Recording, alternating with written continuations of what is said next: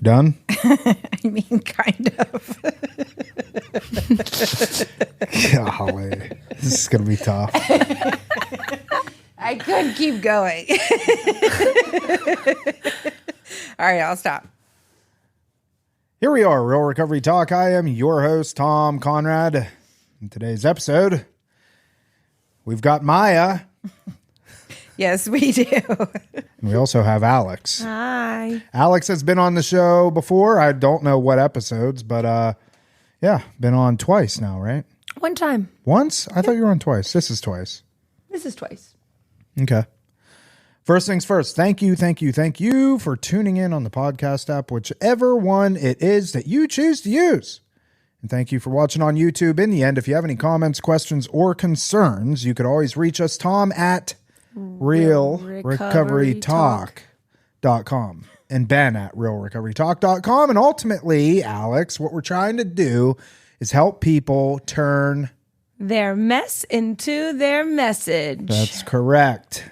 And if my memory serves me correctly, that was your saying. Wow. And you're still waiting for royalties. I am feeling very just joyful right now that you are acknowledging that. So when I start getting paid, I'll buy you a cup of coffee. You know what? This cup of nitro brew right here is amazing. Thank you for it. Is that good enough? Yep. That's payment? That's good enough. All right. Did we restock the nitro? Yes. AKA disgusting. AKA talking to the microphone, Maya. Pull I'm it closer talking to you. into it, Thomas. All right. So I hope everybody's doing well. Maya, how have you been? It's Thursday. You should edit that out. That last piece where I was being a bitch. I don't want our fans to get the wrong idea. Okay. All right. I'm doing very This well. is a family-friendly show. I know, which is why I'm telling you to edit. Unlike Barbie. Yeah. Oh, God. Ooh, like what I did there. Yeah. All right. Now let's get into it because we do not have a lot of time. But, Okay. Alex wanted to come on, and I know, Alex, you had a couple of things that you wanted to bring up, and I thought that it would be good to have Maya come on to discuss these things as well because I'm not a therapist. I don't want to be a therapist. That's just not my jam, right, Maya? Yeah, we all have our strengths. Even though I think I could be a really good therapist. I was going to say we all have our strengths, and emotional insight and connection is not one of yours. You are a certified addiction counselor. That's true. Yes. That's true. Doesn't really mean a whole lot. By name but- only. Yeah. So anyways, Alex, why don't you get started and tell us kind of some of the things that you wanted to bring up, and then we'll just go from there. Okay. Well, I wanted to bring up the Adult Children of Alcoholics and Dysfunctional Families program. So, as Ben would say, I do not. What's his disclaimer for the 12 steps? We do not represent Alcoholics Anonymous as a whole. Yes, And so And we you're also saying, do not represent ACA. as a whole. It's Yeah. just this is my experience. okay, good. Take what you like and leave the rest. So I started going to ACA because Brennan read the laundry list to me, and he asked if he could do that and if I had any comments about it. And yeah, it was the last line of the laundry list is this is a description, not an indictment. Well, hang on a second. Let me pause you there because you're saying things that I don't even know what you're talking about. What do you I was mean just thinking by the viewers probably don't know. what are you referring to as the laundry list? So the laundry list is a list of I don't know how many things, and it's descriptions of common behavioral characteristics of adult children of alcoholics or dysfunctional families, which I prefer to call it adult children of dysfunctional families because we don't all recognize our parents as alcoholics. Okay. Yeah. So it's just a laundry list of like things, and when you read it, if you feel like, oh, that was me, then perhaps you yourself are an adult child of a dysfunctional family. Can you give an example or two of some things that you would find on this laundry list? Having an overdeveloped sense of responsibility, we preferred to be concerned with others rather than ourselves. Okay. We were dependent personalities, terrified of abandonment, willing to do almost anything to hold on to a relationship.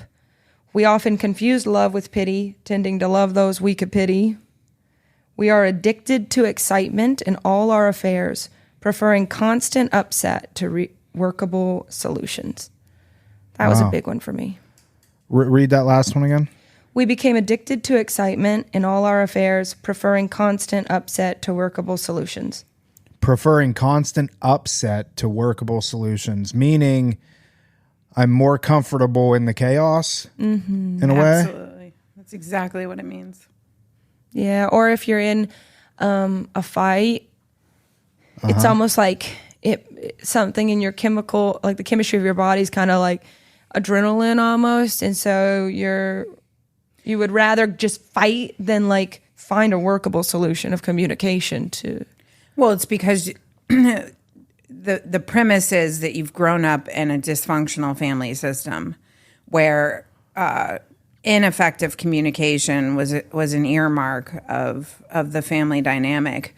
So it's what you're used to ultimately. And so they talk a lot in adult children of alcoholics meetings and literature about how we grow up and then continue to perpetuate the same dysfunction that we experience because it's our normal. It's what feels normal for us. Yeah. And essentially we don't know anything different until we do.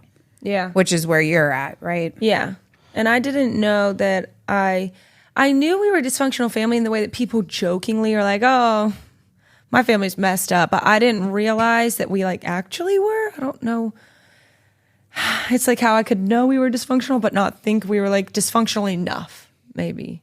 Well, it's like when people, even just with the health and fitness aspect of it, and I a lot of times try and relate it to that. A lot of people don't realize how unhealthy they are because they've been living that way for so long. You know, so when you have somebody that is constantly eating pizza, pasta, pancakes, and fast food and all that stuff, and it becomes normalized, and honestly, I feel fine, you know, so therefore I feel like I'm healthy, and it just perpetuates that that lifestyle until you actually make a change and get a diagnosis maybe of high blood pressure, or diabetes or something, and it causes you to make that change is when you start to realize, oh, I can feel this much better. Yeah. You know? But the deal is, and I say this all the time in family programming, excuse me, there is no such thing as a family without dysfunction. There are always going to be levels of dysfunction because when you take human beings and put them in a family dynamic together, it's just the nature of the beast. Human beings are imperfect. There's always going to be secrets. There's going to be ineffective communication happening, relationship issues, triangulation. I mean, it's just, I would literally give you guys everything that I own if you showed me a family that doesn't have some level or form of dysfunction in it. Yeah.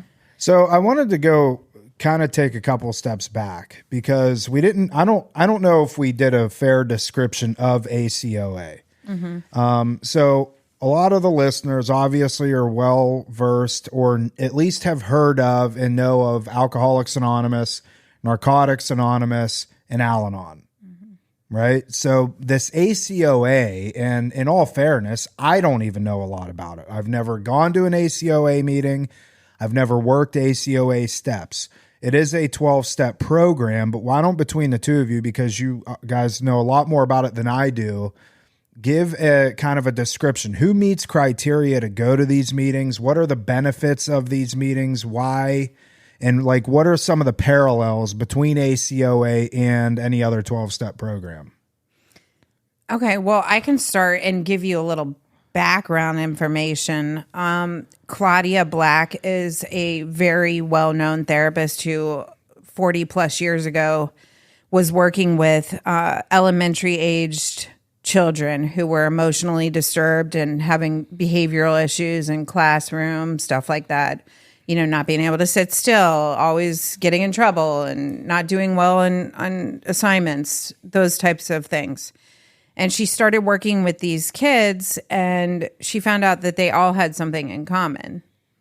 And that thing in common was they all had a parent at home, either a mother or father who was an active alcoholic or addict.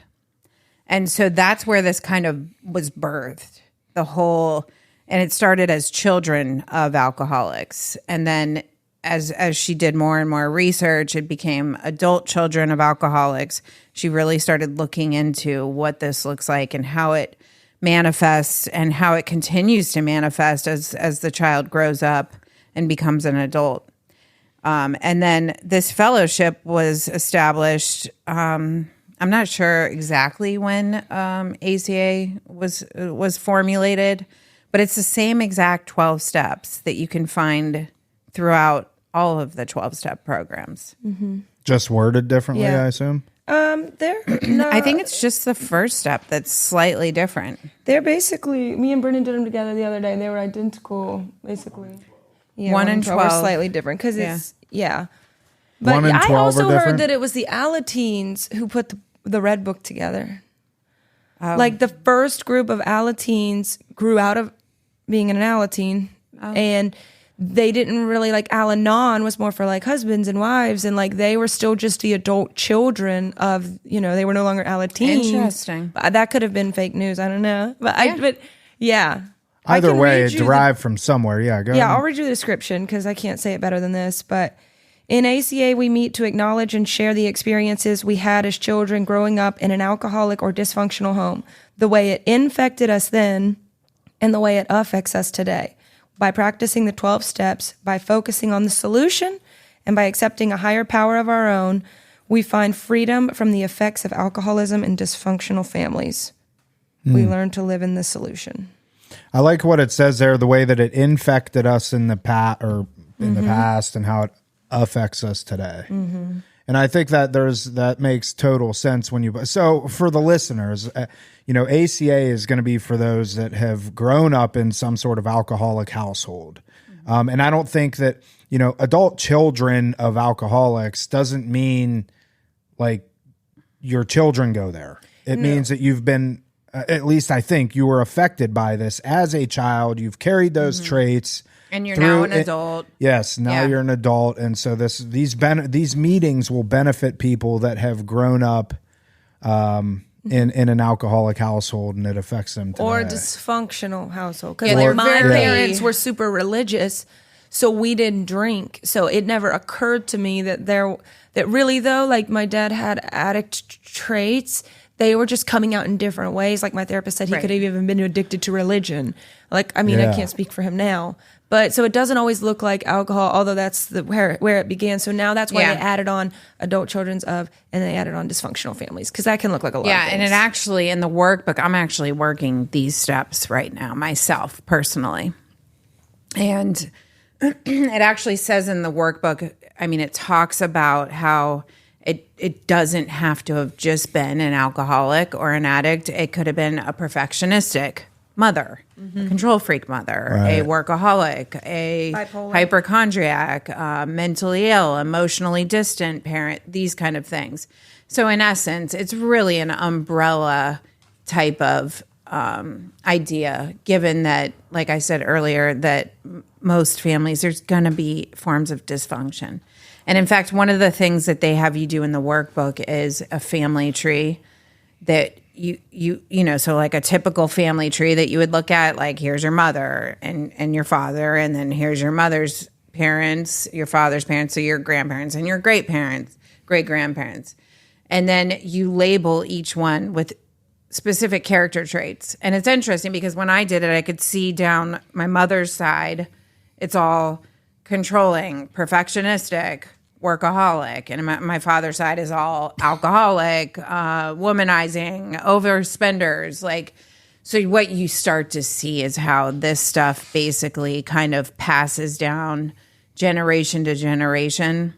These character traits that they talk about in the laundry list, until somebody, Alex in this case, gains awareness of what's happening and goes, okay, Right. like I need to look at this and maybe potentially change this and heal from this so that it doesn't continue to trickle down. Yeah, and that's how I ended up in this chair, because one of the common characteristics is we ended up becoming alcoholics or marrying them. So Brennan's an addict, and I said, well, that doesn't count because you weren't an addict like when I married you, like you were sober, yeah, ha, ha, ha, ha. Yeah. But he's like, yeah, but my character, my who I am as a person, like I am an addict to my core. So Correct. like, the way I remember that- abundantly lavish my Right. love on you, and the way like that would have been. Anyways, yeah, it happened even though he was sober at the time. I was still attracted and drawn to him. Right. Because, so that was one of the outstanding qualities. So a lot of people who listening to this podcast might be the loved ones of alcoholics or addicts. And that's why this is relevant to them, because if you ended up in that situation, you probably, something on this list might really resonate with you. And the thing with why they call it adult children is because like we grow up and we have these parts of ourselves that are still acting like children. So when I get mad, I can get so frustrated. I can't even talk. I don't even know why I'm mad anymore. I don't want to be mad anymore. And I just can't even stand it. And like, that is like how a toddler acts. Do you find you still get that way? Yeah. Well, I'm glad I'm here today because just yesterday it happened. I was waiting on Brennan to come outside from the sober house. And he was like, be there in a second. And I was just like, okay, but then like it turned into 10 minutes and my like impatience like hit the roof. My impatience was like, why would he make me wait this long? Like I'm out here like, I don't know. And that's a childish response. Like obviously he was in there doing something. Regardless, I got in a funk and I was like so irritated in myself. Then as soon as he comes out, he's all happy to see me. And I'm just like, why did you make me wait, And then I'm like, in my head, I'm like, Alex, don't be in a bad mood. Like, it's 10 in the morning. Like, just have a good day. But I know that feeling of like irritation that is going to you can't get rid of it. So I like literally thought about this and I walked over to a tree and I said, I can be my own loving parent. What would I tell my niece or nephew right now if they were angry? And I was like, in my head, I saw my little niece, Sailor, and I was like, it's okay. It's going to be a good day. Sometimes we have to wait a little longer than we like to. It's okay. It's going to be a good day. And I talk to myself like that. That's the solution. We become our own loving parent. And it disengaged all of those things that were going off in my body. And I felt totally normal again to like move along. It was the first time I've used it. And I was like super pumped. How long did that take? Like from the time you got frustrated till the time you just about 2 minutes, like 2 minutes. Yeah. Cause I didn't want to be, I didn't want to be mad. Just it's that thing inside me. I can't really control it, but I'm learning. Yeah. Your inner child was triggered. Yeah. Yeah. Throwing a temper tantrum. Yeah. Huh. So it's an interesting concept and it's super weird. It says like come to 6 meetings in a row and maybe you'll start to get it. Cause at first you just like feel like you're sitting in a room with like a bunch of weirdos. They're like, my inner child was actually talking to me earlier, and you're just sitting there like, what are they talking about? So you got to have an open mind. You really do have to have an open mind. Yeah, you just said that, and my inner child is. It's okay. Again, going to Maya's comment earlier that I'm probably one of the least emotionally charged or emotionally aware people in this facility. When I hear that, I don't know. It makes sense. I've actually seen Little Tom. Oh, God, here we go. I have. Okay. Well, that's good. Well, just recently, I triggered that. I remember when I came into your office. Yeah, you pissed me off. Right. And that was a very childish response. Yeah. That you had. Well, yeah. Yes. It was. Right. And if you think about it, it's like we could trace that back. Yeah. And what negative core belief was that triggering for you? Mm-hmm. That your time doesn't matter, that I don't respect you. Right. Those kind of things. No, I get that. I see the concept that I have not a hard time understanding because I believe it works. Obviously, the talking to myself, you know what I mean? Like and that's the thing. I think that it works. It's obvious that it works. It just worked for you. But for me, I have a hard time wrapping my head around how I can talk myself out of having and I think it's probably because I like being in it. Like that. Yeah, correct. What you said. That last statement that I had you reread, like kind of staying in the chaos versus I know that there's a solution here, but I'd just rather stay in the chaos. Right, because it's not like some magical thing where you're actually like talking to your younger self or something. Yeah. What you're doing is talking to the part of yourself that was triggered ultimately and brings you back to that younger part of you, you know? So in essence, you're taking an objective stance. So you like you said, I like being in it. Yeah. Like the thoughts, feelings, and behaviors all being connected and interwoven and intertwined. So a lot of times we have a triggering event, we have a cognition around it, or it triggers a negative belief about ourselves. The feelings come up, whatever it is, anger, irritability, and then the behavior follows, the pouting, the, you know, silence. Right, the silent treatment, whatever the case may be. And all she did was take a step back out of that kind of cycle that was happening so that she could throw a wrench in it, in essence. And we all believe in triggers. Like, obviously, when it's like talking about somebody who's been through something super traumatic and they interact with a person that was involved in that, or, you know, somebody who's had, you know, addiction, if they see a place or a house where they used to use it, it's going to set off we all believe in triggers. So it's just looking at it a different way and realizing that happens to us in daily life too. So it's not a far out concept. It's just using different words to identify it. But I didn't know, and I think that's what's important. I did one is like, I didn't know my family was dysfunctional. I didn't know I had childhood trauma. So after going to family weekend for 3 times, I was like, you know, maybe I do have some trauma, because like I thought trauma was rape, abuse, physical abuse, you know, growing up in a house without food. I just thought traumatic events had to be big, horrendous events, and they are, obviously. But for some people, it's just, it's like walking around. Subtle. It's walking around on eggshells. Yes. And that's no way to live. And it's created in me a lot of, you know, ripple effects. So my mom is super amazing. She celebrated all our birthdays. We had holidays. We had presents on Christmas. We ate family dinner around the table. She brushed my hair at night and braided it in the morning. Like, it's a great life. So that I just thought I had a good childhood. And so that's why it's really important to me to share with others that like the trauma can be little, and also the trauma can be super hidden from your own self. So like I don't have a lot of childhood memories. So it dawned on me the other day, maybe it's because I've like locked them all away. And Maya helped me see that. And Maya helped me get a therapist, because I didn't know how to get a therapist. It was overwhelming. It's like, I compare it to like online dating. You're like, what do I have to judge this person off of? Like their website with their one picture on it, you know? And you're just trying to like find somebody to help you like change your entire life. So it's very daunting. But Maya just said, just pick somebody and go with it. And she kept peer pressuring me and kind of pushed me over the edge to just do it. And my therapist has no doubt in my mind changed my life.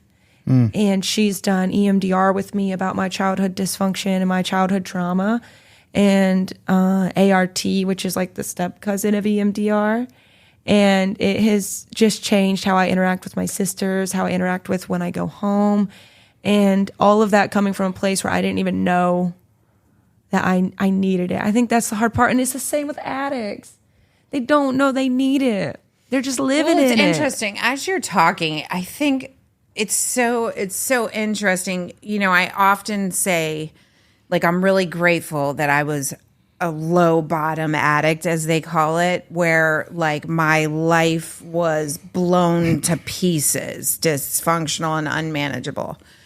Because had I have been what they consider like a functioning addict, where I was like actually getting up in the morning and going to work and like holding it together and doing all of that, I would have never ever changed. There's no way. I would have never changed. Right. And so as you're speaking, when you talk about the trauma thing and that piece, they call it big T trauma and little T trauma. And the big T traumas are like the blatantly obvious, like physical abuse, sexual abuse, neglect, near-death experiences, violence, any of those blatantly obvious. But little T traumas, and I always say trauma, that's like those are traumatic experiences. The trauma that we talk about and that we work on in therapy is actually not the experience. It's what happens inside of us as a result of the experiences. And the little T traumas are what we call like micro traumas, and they're so much more subtle. And most of the time people don't even have awareness of them. Right. And it can be like getting bullied and, picked on when you were in elementary school. It can be Having dad parents that telling fight. you that you're never going to amount to anything, or, but very subtle, not physically abusive or anything, just making comments. It can be, not getting asked to dance at your 5th grade dance. True story. That happened to me. So like little things like that. And I've found in my experience as a trauma therapist and also as somebody on the receiving end of trauma therapy, sometimes those little T traumas are way more insidious and infecting and impact us, I think, way more significantly than we even realize.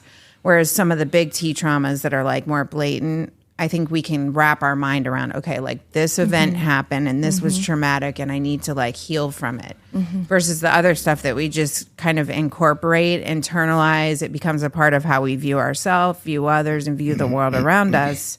And we keep going about our lives, not realizing really the impact that it's having on us. What's the, as a trauma therapist, Maya, what do you feel is easier as a therapist to work with? So you have two people, okay? So you have two Alexes. One Alex has little T trauma. The other Alex has big T trauma. Which one from a therapist perspective is easier to work with and kind of, wrap up and, Well, both of them, both the person experiencing big T trauma and little T trauma would have to be open and willing and ready. But if we're just looking clearly at like what's easier to work with, I think that the little T traumas are going to be more complex because, like I said, there's such limited awareness and of it for the individual versus somebody that's didn't have maybe a bunch of little T traumas and then, had a relatively functional life and then has some event happen, like maybe they get robbed in an alleyway. Where we can like kind of just target that one experience versus with the little T traumas, it's going to be years typically worth of these linked kind of little T traumas, because what happens is, without going into the whole detail of it, but like we have like an experience, let's say when we're very young, where dad says, you're never going to amount to anything. You're not good enough. Like you got to settle for less because you're not enough, and he's telling you this all the time. Maybe dad's a drunk, and at that age, we don't really have the adaptive information available to us to say, dad's a drunk and I'm amazing and I'm going to be able to do whatever I want. No, we hear that. We internalize that. It becomes a part of what we believe about ourselves. And then it's like a snowball effect. So now we're going to go through life with that belief intact, and all of our experiences ultimately are going to be a manifestation of the belief that I'm not enough. I'm not good enough. Right. I'm not going to amount to anything. And that's why I loved the Barbie movie, because in the Barbie movie, these Barbies, listen, these Barbies, so slick. these Barbies live in Barbie land, and when they wake up, it is so cute. But they live in this perfect world, so that's nice.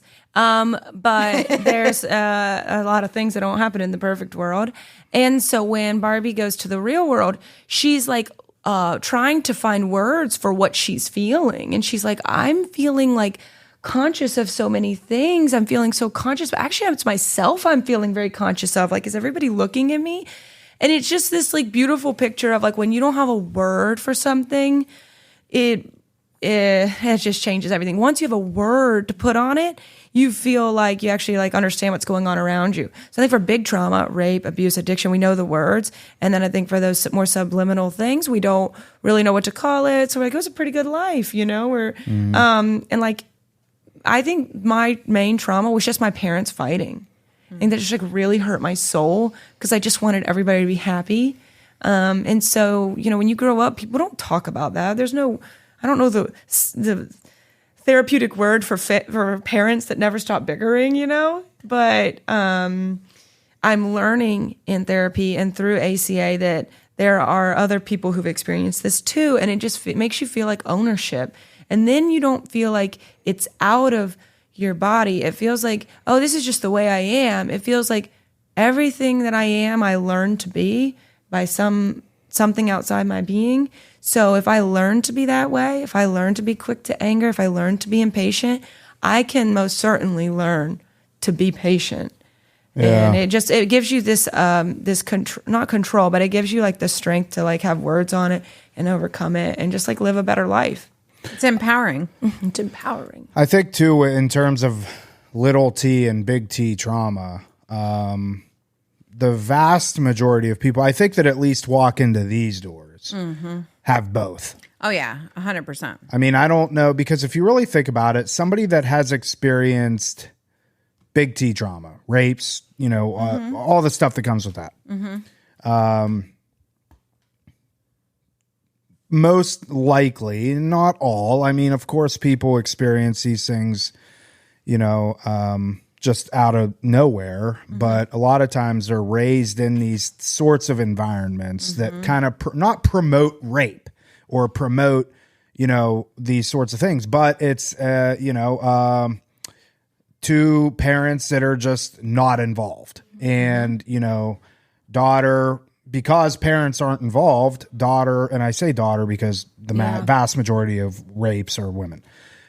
Because parents aren't involved with her and they're just emotionally not there, physically not there, she's just kind of left her own devices to figure it out, and then goes and finds a group of people that are doing X, Y, and Z, gets involved in the drug scene, starts popping Molly, and next thing you know, she's, you know, date raped, and, you know, and so I think that there's... I mean, Maya, what do you think? I would say probably 80% of the people that would come in here, and I've just pulled that number out of my ass, but I think it's pretty close. Both. Yeah, would have both. 100%, if not 100%. And I would feel like from a therapeutic standpoint, and again, not being a therapist, I would almost prefer somebody have both. Rather than have one or the other, because if you have both, you can probably most definitely tie them together in some way. Well, yeah. So like if, as a trauma therapist, if somebody came in that exact scenario that you just gave, I would want to target the early childhood piece because like you said, one thing leads to the next. So unbeknownst to ourselves, when we develop our personality, our belief system, which, by the way, is happening like between the ages of 0 and 7 years old. So, like, you don't even know what a belief system is when you're that age. Right. You know what I mean? And that's when you're developing it, right? And so if we have an experience like that in childhood, emotionally distant or unavailable parents, and then we start to get a sense of, you know, I'm not worthy, I'm not lovable. Then what happens is we take that lens out into the world with us. Then we're going to be attracted to people that are going to affirm those beliefs. Right. It's just the way it works. It's until we gain awareness of what's happening in the cycle that we're in.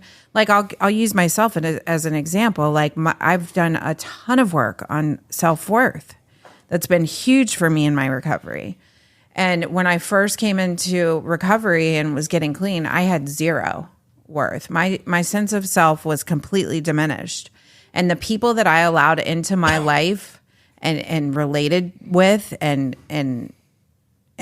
was with and surrounded myself with, they affirmed that to me. They didn't treat me like I had worth. They were horrible people. And, and they obviously they had their own stuff going on. You know what I mean? But now, like years later and into my recovery process, like I 100% have restored my sense of self, and my worth is completely intact.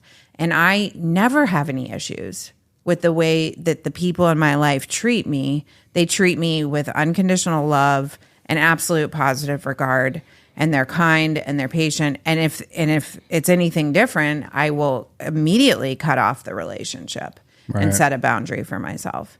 But that's the process that has to happen. And that's what Alex is doing with ACA. That's what I do with my trauma work, with EMDR, with my clients. Yeah. We're trying to essentially rewire that belief system. Yeah, Alex, I wanted to ask you, and in terms of the work that you've been doing with ACA and Al-Anon, I think you've been involved in Al-Anon. I've been. Yeah. How do you feel like that's impacted, and just to keep it with the ACA, how do you feel like it's impacted your relationship with Brennan? And for the listeners that don't know, Brennan is, he's an addict, works a 12-step program, phenomenal guy, by the way. He's all right. Yeah, he's good. 10 out of 10. He's a 10 out of 10. But how do you feel like the inner work that you've done on yourself through ACOA and Al-Anon and stuff like that, how do you feel like it's impacted your relationship with him, in the good or the bad? It's all good. I think 12-step programs the ripple effects should be all good. I think it has helped me stop looking at him all the time.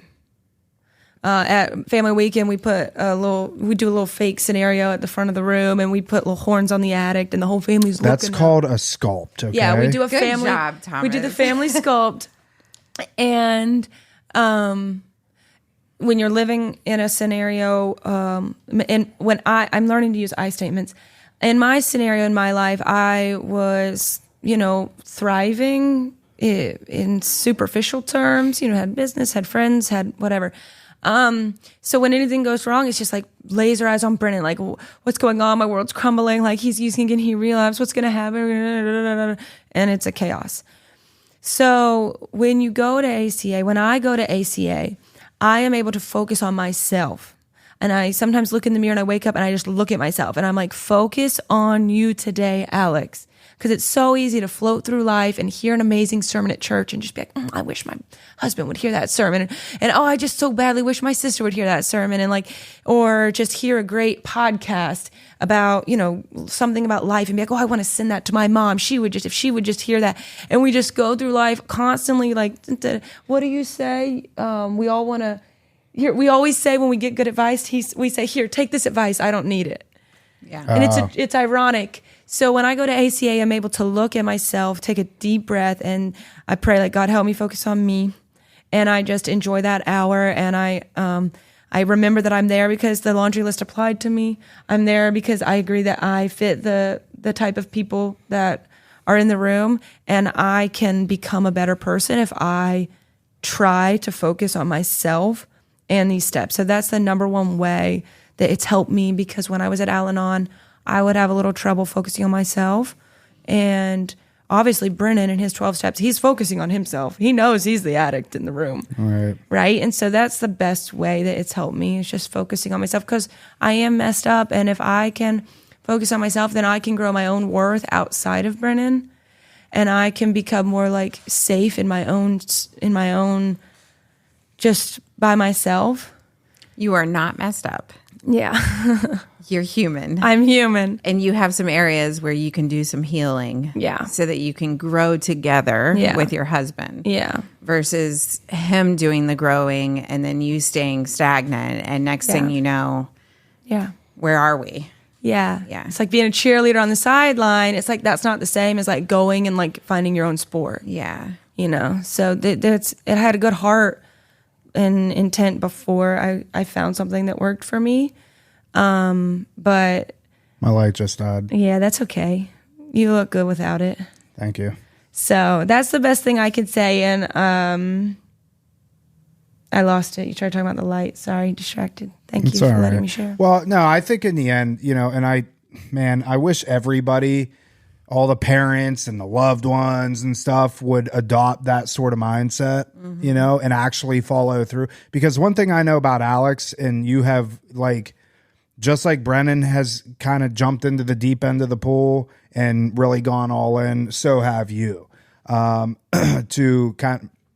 Because we know what the benefits are. You've gone to family weekend, and Maya does a phenomenal job at telling people or directing people, making suggestions. Yeah. And listen, if you follow these suggestions and you just give it a shot, this is what could happen, and you're somebody that exemplifies that and has done it. And obviously we're starting to see the fruits of it, because you've had opportunities to just kick Brennan to the curb and, I'm done, and this is something that, because I think you guys as a family unit have identified, okay, it takes two to tango. We all have faults in this. We're married, and you guys are Christians and stuff like that. So it's, it's cool to see. I wish, I hope, and I pray that, family members, loved ones, if you're listening to this and these are things that you've kind of been dabbling in, or you've thought about, or maybe you haven't even heard of it, and this is the first time that you're hearing of this, you have to take this stuff serious, because parents and loved ones, they'll go through this whole process and just point the finger. Yeah. It's your fault. It's your fault. It's your fault. And then, the addict or the alcoholic or whoever gets clean, and they're still pissed off, and they're still angry, and they're still and then now they start finding other things that you're not doing. You put down the drink, you put down the drug, but now you're not folding your underwear. Now you're not cleaning the counter. Shoe to drop. Yeah, they're just waiting for you to relapse again. What's going to be? When's it going to happen? And that's not very beneficial to the loved one. Well, it's not beneficial to the addict either, because they know, and we've recently had a client leave here that was transitioning back home, and I said to this person, I said, expectations aren't aligned, and you're going to get back home and your spouse is going to say something to you, and you're going to be looking through the lens of, I just spent 60 days in treatment and I want to relax. I just did all this work on myself, and meanwhile, spouse is at home thinking you were on freaking vacation. And I'm here raising the kids. I'm cleaning the house. I'm doing the laundry. I'm doing this, not going to any Al-Anon meetings or ACA meetings or nothing like that. So they're seeing through the lens of this selfish son of a bitch. Yeah. And then you put those two people back in the same household. The inevitable is going to happen. And it's unfortunate. And I haven't spoken to this person yet, but I have an odd suspicion that I'm right, because, we've seen it time and time and time again. Well, the hope for our loved ones going into recovery is that they get better, right? But I felt so much comfort in my friend the other day. She has a loved one with cancer, and it's actually her child. That's really hard, right? But the doctor said to her, we're approaching the end of chemo. I don't know how long it's been, a year or two. We're approaching the end of her treatment. So this is exciting, but I've got to be honest with you. After doing this for a decade, the hardest part of this process is when chemo is over and you go home and there's no more treatment and you're just sitting there hoping that it doesn't come back. Yeah. And I just felt so comfort in that, knowing I'm not alone in my addict and the way I feel with my love for him. It's not isolated to addiction the way we feel. It's well, if that's true for cancer patients, well, then we're just in company with just about everybody, right? We all know somebody affected by cancer, and just made me feel like this pain of when they come and when they get better and the hope that they stay, blah, blah. That's life. That is part of life. It just reveals itself in different ways. And so again, that's why it's so important to find my own thing that helps me find a way for life. Because if it's not Brennan in the future, it could be anything. Be my own children one day. So, it is hard when they come home. Yeah. Well, that was fun. It's been 40. Yeah. 45 minutes. Let me read the Serenity Prayer Yeah, go ahead. for ACA. It's Sure. slightly different, and it just helped me so much. It says, God, grant me the serenity to accept the people I cannot change, the courage to change the one I can, and the wisdom to know that one is me. Mic drop. Yeah. Oh, we can't drop these. Drop the mic. Yeah, don't drop these, please. We won't. That's good. Yeah. Yeah, and that again, that can, and there's people listening that aren't religious, or they don't have any concept of spirituality, and they're going to throw that out right out the window. But for those of you that will listen to that with an open mind, and whatever your belief system is, it doesn't matter. The primary idea behind that is, I'm the common denominator. What can I do for myself? How can I, empower myself, fix myself, respect myself enough to do this work? Because a lot of times people go through this, especially when they're not the addicts. They go through life thinking, I'm not the one with the problem. They're the problem. And it's that saying, I got a finger pointing at you. I got three more pointing right back at me. Yeah, but it's so much easier to remain in that blame because that feels a lot less heavy for them to look at themselves, right? Yeah, it's comfortable. So what Alex is doing isn't easy, but it is in essence what is needed to have a successful recovery of not just herself and her own healing, but of the marriage. Yeah.